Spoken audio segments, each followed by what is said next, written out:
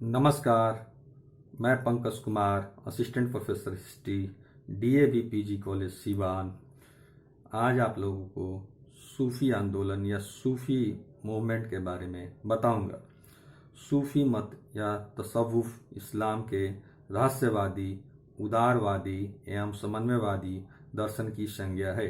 सूफियों ने धर्म में सुधार के लिए कई रहस्यवादी संगठनों अथवा सिलसिलों का संयोजन किया। जनभाषा में प्रचार प्रसार, रहस्यवादी भावना, प्रेम और उदारता, भक्ति सूफी मत के मूल भाव हैं। सूफी आंदोलन किसी नए धर्म की स्थापना का प्रयास न होकर इस्लाम का ही शांतिपूर्ण अभियान था। इसका उद्देश्य इस्लाम की बुराइयों को समाप्त कर अपने अनुयायियों को मानव मात्र की समानता और विश्व बंधुत्व के उच्च आदर्शों पर चलने के लिए उपदेश देना था। सूफी शब्द की व्युत्पत्ति विवादास्पद है। आरंभ में अरब प्रदेश में सूफी उन्हें कहा गया जो सफ अर्थात ऊनी वस्त्र पहनते थे। बाद में शुद्ध एवं पवित्र आचरण तथा विचार वाले अर्थात सफालो सूफी कहलाए। कुछ विद्वान यह भी मानते हैं कि मदीना में मोहम्मद साहब द्वारा बनवाई गई मस्जिद के बाहर सफ़ा, जो कि मक्का की एक पहाड़ी थी, पर जिन लोगों ने शरण ली एवं अल्लाह की आराधना में मगन रहे, उन्हें ही सूफी कहा जाता है। सूफीवाद का विकास ईरान में हुआ और वहीं से यह भारत में आया। 13वीं से 14वीं शताब्दी तक भारत में इस्लाम धर्म के साथ सूफी संप्रदाय भी व्यापक तौर पर स्थापित हो चुका था। सूफीवाद दार्शनिक सिद्धांत पर आधारित था। सूफीवाद ने इस्लामिक कट्टरपंथ को त्याग दिया एवं धार्मिक रहस्यवाद को स्वीकार किया। सूफी इस्लाम के कर्मकांडों एवं कट्टरपंथी विचारों के विरोधी थे। सूफी आवेग उत्पन्न करने के लिए आयोजनों अर्थात सभा का सहारा लेते थे, जबकि उलेमा इस प्रथा के बिल्कुल खिलाफ थे। सूफी इस्लाम धर्म एवं कुरान की महत्ता को स्वीकार करते थे। प्राय सभी सूफी साधक मुसलमान थे और साथ ही वे अपने सिद्धांतों का विवेचन करते समय इस्लाम को अपनी आंखों से ओझल नहीं होने देते थे। सूफी संत एकेश्वरवाद में विश्वास करते थे। उनका मानना था कि ईश्वर एक है, सभी कुछ ईश्वर में है, उनके बाहर कुछ नहीं है और सभी कुछ का त्याग कर प्रेम के द्वारा ईश्वर को प्राप्त किया जा सकता है। वे ईश्वर को प्रियतमा के समान मानते थे, जिनके लिए प्रेमी अपना सर्वस्व न्यौछावर कर देता है। प्रियतमा को आकृष्ट करने के लिए सूफियों ने नाच, गान और कव्वाली पर भी बल दिया। त्याग, प्रेम, भक्ति, उपासना और अहिंसा का उनके जीवन में प्रमुख स्थान था। ये भोग विलास, कोलाहल, आडंबर से दूर शांत एवं सादा जीवन व्यतीत करते थे। गुरु या पीर ईश्वर की प्राप्ति में सहायक था, अतः उसका बहुत अधिक महत्व था। सूफी धार्मिक पवित्रता पर अत्यधिक बल देते थे।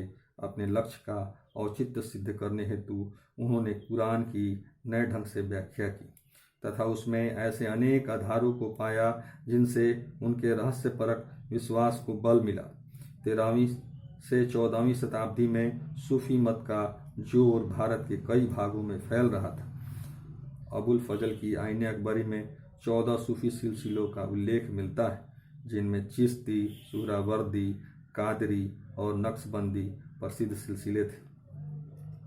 चिश्ती सिलसिला ख्वाजा मोइनुद्दीन चिश्ती भारत में चिश्ती सिलसिले के संस्थापक थे, जो मोहम्मद गौरी की सेना के साथ 1192 ईस्वी में भारत आए।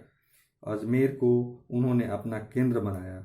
उनके बाद ख्वाजा बख्तियार काकी इल्तुतमिश के समकालीन थे तथा उन्होंने ही बाबा फरीद को चिश्तिया परंपरा में दीक्षित किया था।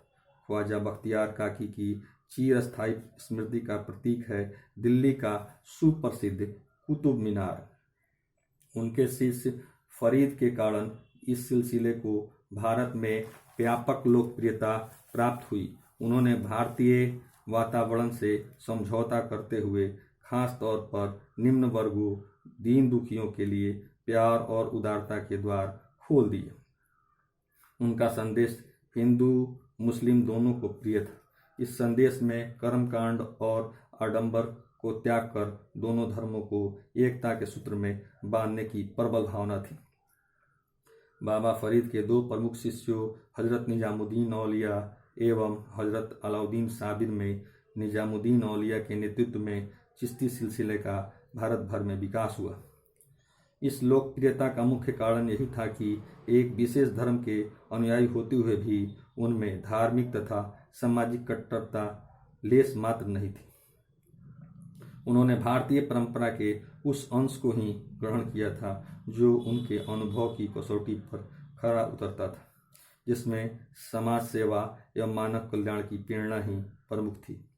भारतीय समाज में आर्थिक बंधन द्वारा ठुकराए हुए लोगों ने उनमें अपना परम हितैषी पाया। हिंदू मुस्लिम एकता के भी वे परम समर्थक थे। आत्मनिंदा पर ध्यान न देना, अपराधी को क्षमा करना तथा सांप्रदायिकता को तिलांजलि देना उनके गुण थे। करीब 50 वर्षों तक दिल्ली के शासकों के तौर तरीकों से दूर रहकर वे जनसेवा में प्रवृत्त रहे। सुप्रसिद्ध सलीम चिश्ती को अकबर तथा जहांगीर से अत्यंत सम्मान प्राप्त हुआ था। दक्षिण भारत में शेख बुरहानुद्दीन गरीब तथा गेसुराज ने चिश्तिया परंपरा का प्रसार किया। सुहरावर्दी सिलसिला। चिश्ती सिलसिले के बढ़ते प्रभाव के समय सिंध एवं मुल्तान में सुहरावर्दी परंपरा जोड़ पकड़ रही थी। भारत में इस सिलसिले को सुदृढ़ और लोकप्रिय बनाने का श्रेय बहाउद्दीन जकारिया को है। अन्य प्रमुख सुहरावर्दी सूफी में विख्यात हैं हमीदुद्दीन नागौरी, जलालुद्दीन तबरीजी, सैयद सुर्खपोश आदि। कालांतर में यह संप्रदाय गुजरात, बिहार और बंगाल में फैला। सुहरावर्दी परंपरा के सूफियों ने चिश्तियों की तरह घुमक्कड़ एवं फक्कड़ जीवन नहीं बिताया, बल्कि उन्होंने राज्य की सेवा भी स्वीकार की। कादरी सिलसिला। कादरी सिलसिला के संस्थापक शेख अब्दुल कादिर जिलानी थे, जिनका जन्म बगदाद में हुआ था। भारत में इस मत को प्रचलित करने का श्रेय शाह नियामतुल्लाह एवं नसरुद्दीन महमूद जिलानी को दिया जाता है। इस मत का प्रभाव मुगल काल में अधिक बढ़ा। नक्शबंदी सिलसिला। भारत में नक्शबंदी परंपरा के प्रचारक ख्वाजा मोहम्मद बाकी बिल्लाह बेरंग थे। नक्शबंदियों ने इस्लामी कट्टरपन का विरोध किया एवं प्राणी मात्र की एकता पर बल दिया। इस मत के सबसे प्रमुख संत शेख अहमद सरहिंदी थे। यह सिलसिला भी 15वीं सदी के पश्चात ही प्रभावशाली बन सका। सूफी संतों के केंद्र विभिन्न खानकाह थे। इनके केंद्र बिंदु पीर या मुर्शीद थे। पीरों को अलौकिक शक्ति का प्रतीक माना जाता था। ऐसी मान्यता थी कि पीर खुदा के निकट रहने से सब कुछ सहजता से प्राप्त कर सकते हैं, इसलिए बड़ी संख्या में मुर्शीद खानकाहों में उपस्थित रहते थे। सूफी मत का केंद्र बिंदु वहदत उल वजूद अर्थात एकेश्वरवाद है। सूफी मत का प्रभाव। सूफी मत के प्रभाव से इस्लाम में उदार और गतिशील तत्वों का समावेश हुआ। सूफी संत अधिक से अधिक जनसाधारण के संपर्क में आए। उन्होंने गरीबों की सेवा करना अपना कर्तव्य समझा। सूफियों ने अहिंसा और शांति से समस्याएं सुलझाने के लिए जनता को प्रेरित किया।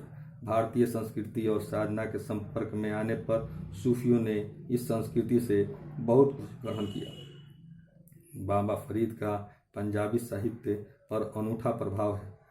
कुतुबन, मंझन, जायसी और नूर मोहम्मद जैसे सूफी कवियों का साहित्य अवधी भाषा में है।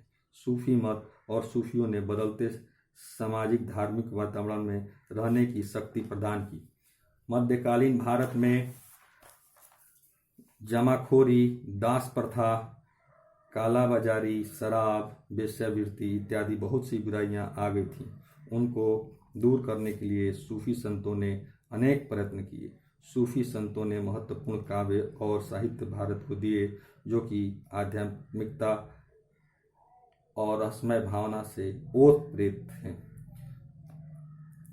नौ सूफीवाद ने संत जफर ख्वाजा मीर दर्द, गालिब आदि उदार कवियों ने अपनी कविताओं में मनुष्य की वास्तविकता को पहचानने का प्रयत्न किया है। निष्कर्षतः हम कह सकते हैं कि थोड़ी बहुत आलोचना के अलावा सूफी संतों ने सामूहिक जीवन को एक नए धरातल पर लाने की कोशिश की, जिसमें सभी वर्गों के लोग अपनी मानसिक और आध्यात्मिक उन्नति कर सकें। सूफियों के उदार विचारों ने समय की वास्तविकता को धार्मिक औचित्य प्रदान किया। उन्होंने लोगों को विश्व प्रेम का पाठ पढ़ाया। धन्यवाद।